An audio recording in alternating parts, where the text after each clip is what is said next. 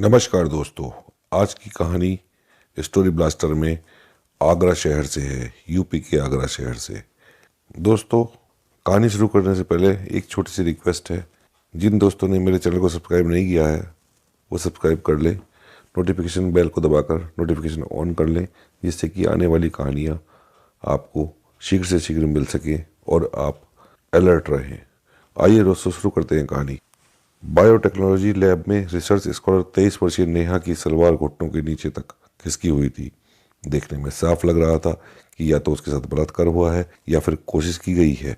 Lab में इस तरह एक जवान लड़की की लाश मिलने की खबर पूरे शहर में आग की तरह फैल गई। दिल्ली के निर्भया कांड से भड़के गुस्से की आग अभी शांत भी नहीं हुई थी कि इसी बीच 200 किलोमीटर दूर मोहब्बत की नगरी आगरा में हुए एक ब्लाइंड मर्डर ने खलबली मचा दी। यह उस समय का बहुचर्चित और जघन्य अपराध था। ये वाकया 9 साल पहले की एक सर्द शाम का है। 15 मार्च 2013 को शाम 7 बजे के आसपास आगरा के पुलिस कंट्रोल रूम में एक फ़ोन आता है। सूचना ये आई कि दयालबाग खेल गांव के पास एक लावारिस ऑल्टो कार खड़ी हुई मिली है। कार का रंग लाल था। कार काफ़ी देर से खड़ी हुई थी। सूचना वायरलेस पर प्रसारित हुई। उस इलाके के बीट सिपाही को ये सूचना मिली। खेल गांव और दयालबाग का नाम सुनकर वह सीधे मौके पर पहुंच गए। गाड़ी लॉक थी। काफ़ी कोशिशों के बाद भी नहीं खुली तो सिपाही ने किसी चाबी वाले को बुलाया। करीब आधे पौने घंटे बाद गाड़ी को वो खुलवाने में कामयाब रहे। ड्राइविंग सीट की बगल वाली सीट पर एक कागज पड़ा हुआ था। उसमें एक मोबाइल नंबर लिखा था। कार को एक बारगी से देखने पर ऐसा बिल्कुल नहीं लग रहा था कि इसमें किसी तरह का कोई हादसा हुआ है। मोबाइल नंबर के अलावा कोई ऐसी चीज भी नहीं मिली थी जिससे कुछ सुराग लग सके। वह बताते हैं कि सिपाहियों ने तत्काल कागज पर लिखे मोबाइल नंबर पर फोन मिला दिया। पता चला कि कार के मालिक ऋषिपाल शर्मा हैं। उनको बताया गया कि उनकी गाड़ी इस तरह से दयालबाग में खेल गांव के पास खड़ी हुई है। ये सुनते ही ऋषिपाल को काटो तो खूनने वाली स्थिति हो गई। उन्होंने फौरन तमाम रिश्तेदारों और मित्रों को इस बारे में बताया। ऋषिपाल आगरा के राधा स्वामी संप्रदाय से जुड़े थे। ये सभी लोग मौके पर भागते भागते आए। पाल ने बताया कि लाल रंग की यह गाड़ी उनकी 23 साल की बेटी नेहा शर्मा इस्तेमाल करती है और आज सुबह वो ये कार लेकर निकली थी और कॉलेज गई थी। वह शाम 5 बजे तक घर आ जाती है, लेकिन उस दिन वह देर शाम तक घर नहीं पहुंची। उसकी मां भी मौके पर पहुंची। लोगों ने बहुत कोशिश की लेकिन पता नहीं चल पाया कि आखिरकार यह कार यहाँ कैसे पहुंची। थाने पर घर वालों ने बताया कि नेहा आज सुबह अपने कॉलेज दयालबाग एजुकेशन इंस्टीट्यूट गई थी। वह पीएचडी की स्कॉलर थी। निर्भया कांड के चलते माहौल बहुत खराब था। मामले की गंभीरता को देखते हुए आगरा के सारे बड़े पुलिस अफसर मौके पर पहुंच गए। इस बीच में मां ने बताया कि शाम 6 बजे से पहले वे नेहा के मोबाइल पर 50 फ़ोन कर चुकी है, लेकिन फ़ोन नहीं उठ रहा था। अभी थोड़ी देर पहले फ़ोन उठा और एक लड़के ने बताया कि नेहा दीदी तो सदर बाजार गई है।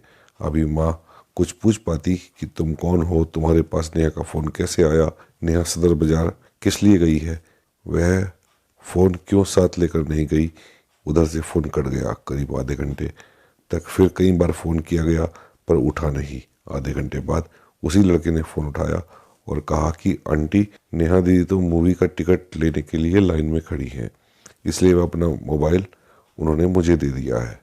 माँ बार बार पूछती रही कि तुम कौन हो, नेहा किस मूवी का टिकट ले रही है, वह कौन से थिएटर में है, पर उस लड़के ने कोई जवाब नहीं दिया और एक बार फिर फ़ोन कट गया। इसके बाद नेहा की माँ ने करीब 20 बार फ़ोन मिलाया पर फ़ोन नहीं उठा और थोड़ी देर बाद स्विच ऑफ हो गया। ये बात पुलिस अधिकारियों को बताई। पुलिस अफसर घर वालों से कहते हैं कि अगर नेहा का किसी से प्रेम संबंध है तो बताइए, हो सकता है कि वह उसके साथ मूवी देखने गई हो। किसके साथ आती जाती थी? आप लोगों को किसी पर शक है तो बताइए, किससे संबंध थे। इस तरह की बातें पूछी जाने लगी। पुलिस ने अलग अलग एंगल से पूछताछ की पर कोई सुराग नहीं लग पा रहा था। एक जवान लड़की के इस तरह गायब हो जाने से पूरे पुलिस महकमे में हड़कंप मचा हुआ था।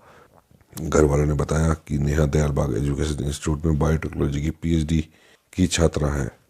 पुलिस ने इस इंस्टीट्यूट के रास्ते में बढ़ने वाली सभी जगहों पूछताछ की। रात में रिसर्च कर लौट रहे कुछ स्टूडेंट से भी बात की गई किसी स्टूडेंट ने बताया कि नेहा को आज अंतिम बार नैनो बायोटेक्नोलॉजी लैब की तरफ जाते हुए देखा गया था। नैनो बायोटेक्नोलॉजी काफ़ी एडवांस कोर्स है। इससे पता चलता है कि इसमें पीएचडी कर रही नेहा पढ़ने में काफ़ी तेज थी। एमएससी के बाद एमफिल किया था। एमफिल के बाद अब नैनो बायोटेक्नोलॉजी में रिसर्च कर रही थी। नैना के साथ पढ़ने वाले बच्चों ने जानकारी दी कि वे दयालबाग एजुकेशन इंस्टीट्यूट के चेयरमैन, जो कि पूर्व आईएएस भी हैं, उनका एक भांजा है। उसका नाम है उदय स्वरूप। वह अक्सर लैब में आया करता था, थोड़ी देर बैठता था, दूसरे रिसर्च स्कॉलर से बातचीत करता था, पानी पीता था और चला जाता था। बच्चों को शक है कि हो न हो ये उसी की करतूत है। वह बहुत मन बढ़ किस्म का है और अपने मामा के दम पर दबंगई दिखाता है। पुलिस रात में ही माता पिता को लेकर लैब पहुंची। लैब बंद कर कॉलेज का स्टाफ जा चुका था। लैब का ताला तोड़ा गया। लैब में जो दिखा उससे सबके होश उड़ गए। नेहा फर्श पर पड़ी हुई थी। पूरे लैब में खून ही खून बिखरा हुआ था। नेहा के मुंह में रुमाल ठुसा था। उसके हाथ पीछे की ओर बंधे हुए थे। उसके शरीर पर 20 जगह कटने के निशान थे। ऐसा लग रहा था कि किसी नुकीले औजार से काटा गया था। पूरे लैब में हर तरफ खून से सने टिश्यू पेपर फेंके गए थे। देखकर लग रहा था कि मारने वाले ने हर वार के बाद अपना हाथ टिश्यू पेपर से साफ किया होगा। माँ वहीं बेहोश होकर गिर गई। बाप भी जमीन पर बैठ गए।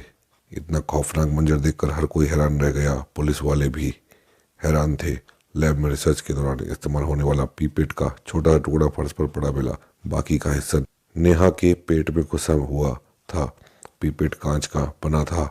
पीपेट एक लंबा उपकरण होता है जिसकी मदद से रिसर्च स्कॉलर किसी केमिकल की नाप लेते हैं।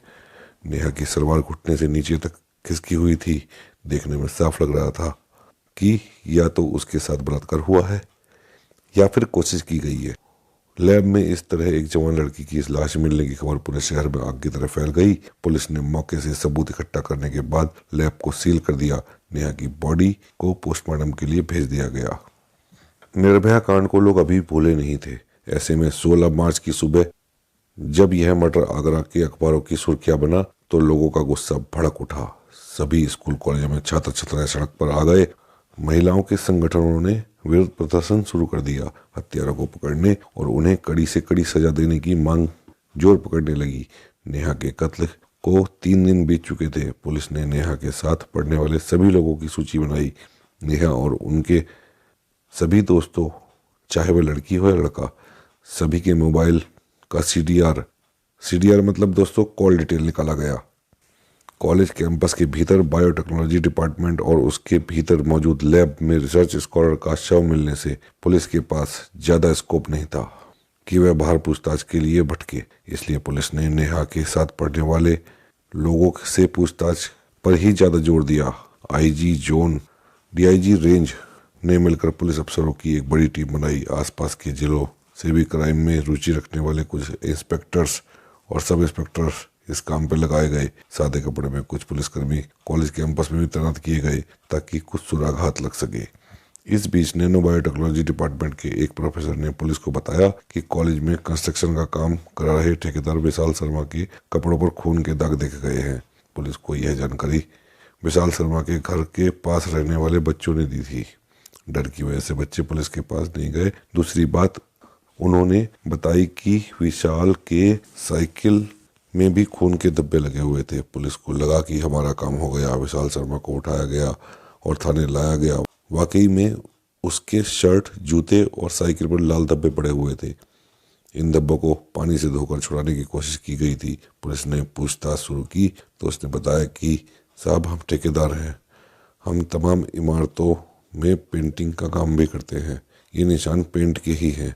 लेकिन पुलिस कुछ भी सुनने को तैयार नहीं थी। बहरहाल सीनियर अफसरों के हस्तक्षेप के बाद पुलिस ने ठेकेदार की शर्ट, जूते, साइकिल पर मिले धब्बों की जांच के लिए आगरा स्थित फॉरेंसिक लैब में भेज दिया।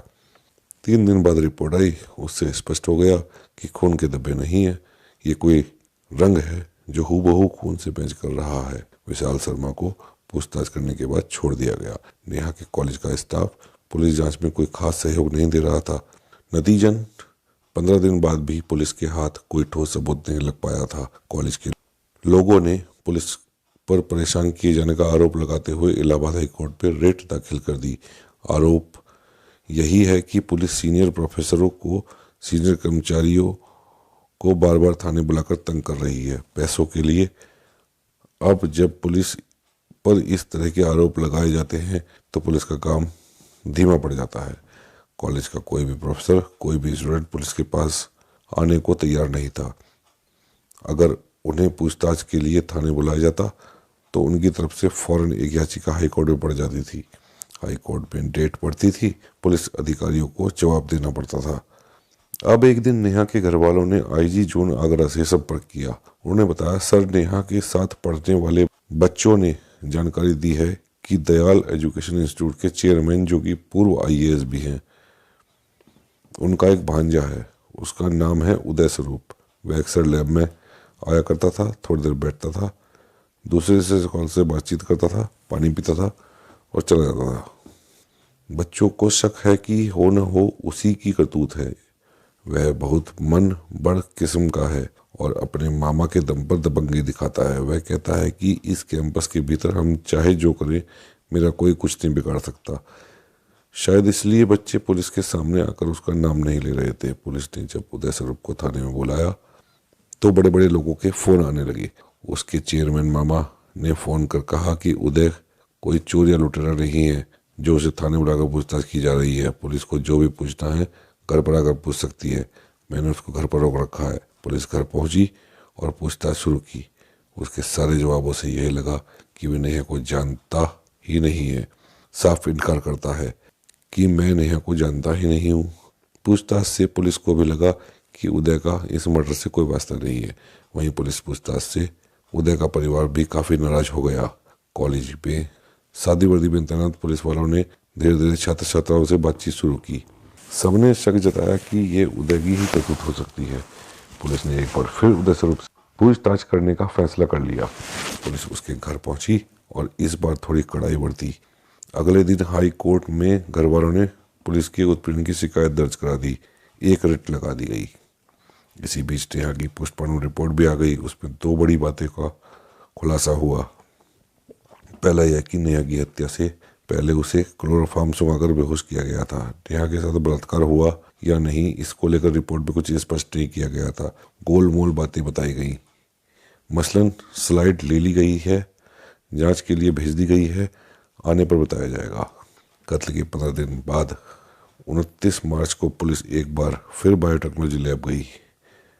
पुलिस ने वहां 2 सीसीटीवी कैमरे लगवाए ताकि हर एंगल से जांच कवर हो सके। लैब में मौजूद उपकरणों पर धूल जम गई थी। उसे कागजों में इकट्ठा किया जाने लगा। खून सूख चुका था, इसलिए फर्श को साफ किया जाने लगा। करीब 2.5 घंटे तक पुलिस ने सफाई की। इस दौरान जो भी सामान मिला, कूड़ा करकट, किसी उपकरण का पार्ट, धूल आदि, सब अलग अलग पैकेटों में इकट्ठा कर लिया गया। लैब के सभी उपकरणों पर मौजूद फिंगरप्रिंट भी ले लिए गए। फोरेंसिक लैब में इन सब चीजों की बहुत ज्यादा बारीकी से जांच की गई। इस दौरान कुछ बाल मिले। कुछ बाल महिला के थे, कुछ पुरुष के थे। इसके बाद पुलिस एक बार फिर से उदय के घर पहुंची और उसके पहने हुए कपड़ों की मांग की। इस बात पर घरवालों ने घोर विरोध जताया, पर बाद में उन्होंने उदय का कपड़ा दे दिया। यहाँ ध्यान देने वाली बात है कि पुरुषों के पैंट, अंडरगारमेंट या फिर बनियान को आप जब भी चेक करेंगे तो उनके शरीर का कोई ना कोई बाल उसमें चिपका हुआ जरूर मिल जाएगा। फॉरेंसिक लैब में बहुत सावधानी से उदय के कपड़ों से चिपके हुए बाल निकाले। इनमें से कुछ प्यूबिक हेयर्स भी थे, यानी उदय के गुप्तांग के बाल। जब इन प्यूबिक हेयर्स को बायोटेक्नोलॉजी लैब में मिले बाल से मैच कराया गया तो दोनों पूरी तरह से मैच हो गए, यानी ये बाल उदय स्वरूप के ही थे। इससे पुलिस का शक और पुख्ता हो गया कि इस मर्डर में उदय स्वरूप का ही हाथ है। पुलिस इस मामले में करीब 250 लोगों से पूछताछ कर चुकी थी। इतने दिन बीतने पर केस को सीबीआई को सौंपने की मांग उठने लगी थी। पुलिस ने नेहा से रिलेशन को लेकर उदय स्वरूप के दोस्तों से भी पूछताछ की। इसी बीच दयालबाग इंस्टीट्यूट के एक प्रोफेसर ने पुलिस को बताया कि मर्डर वाले दिन नेहा की लाल रंग की कार को लैब का एक टेक्नीशियन यशवीर संधू चला रहा था। पुलिस देर रात संधू के घर गई और उसे उठा लाई। पूछताछ के दौरान संधू ने पूरी घटना तो बताई, लेकिन आरोपी का नाम नहीं बताया। अब पुलिस ने लैब में काम करने वाले चपरासियों और सफाई कर्मचारियों से लंबी पूछताछ शुरू की। इस पूछताछ में पता चला कि उदय स्वरूप बार बार लैब में आता था। अब पुलिस ने दबाव डालकर उदय स्वरूप को पूछताछ के लिए थाने बुलाया। एक साइकोलॉजिस्ट को भी साथ में बैठाया गया। पुलिस ने इस बार उससे मौखिक सवाल नहीं किए।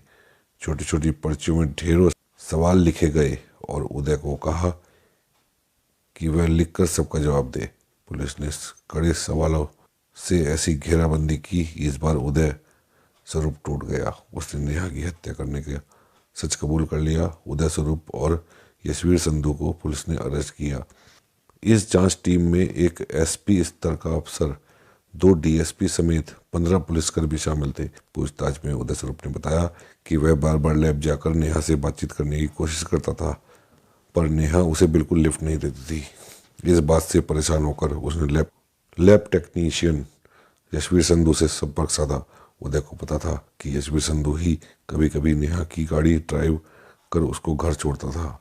15 मार्च 2013 को संधू ने उदय को फ़ोन कर बताया कि आज लैब में नेहा अकेली है और कोई रिसर्च स्कॉलर भी नहीं है। चपरासी को लेकर मैं बाहर चाय पिलाने जा रहा हूँ, तुम चाहो तो आ सकते हो। उदय स्वरूप अपने साथ लैब में यूज़ होने वाली क्लोरोफॉर्म की शीशी लेकर आया था।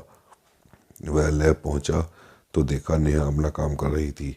नेहा ने उसे एक बार फिर नज़रअंदाज किया। उदय चुपके से नेहा के पीछे आया और अपने रुमाल पर क्लोरोफॉर्म डाल दिया और एक झटके में रुमाल नेहा की नाक पर रख दिया।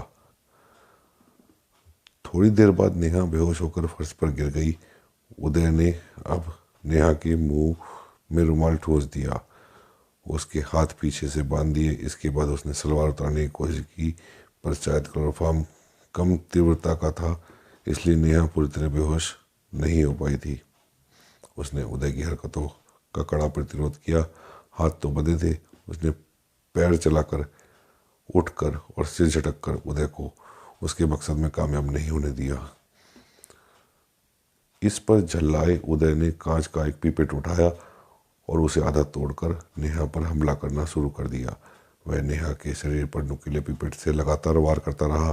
करीब 1.5 घंटे तक शरीर से बहुत ज़्यादा खून बह जाने की वजह से उसकी जान चली गई। अब उदय ने नेहा की कार की चाबी उठाई और लैब से बाहर मौजूद यशवीर संधू को दे दी, ताकि वह उसे दूर कहीं ले जाकर ठिकाने लगा दे।